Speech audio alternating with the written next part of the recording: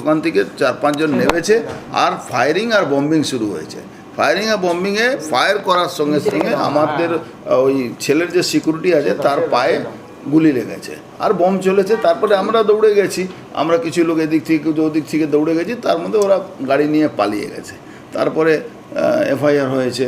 একটা তো vice chairman আছে টিঙ্কু দেবজ্যোতি ঘোষ, তারপরে গোপাল রাউত, তারপরে ওই তো অরুণ সাউ, মনোজ পাণ্ডে,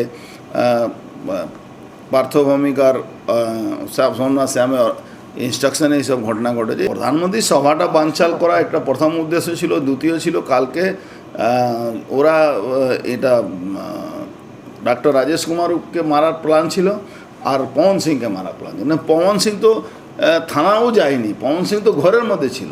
তার বাড়ির সামনে ওই সিকিউরিটিকে অ্যাটাক করা, তাকে গুলি মারা, তারপরে ওর বাড়ির মধ্যে ঢোকা চেষ্টা করা, তো সেটা একটা প্রি প্ল্যানিং।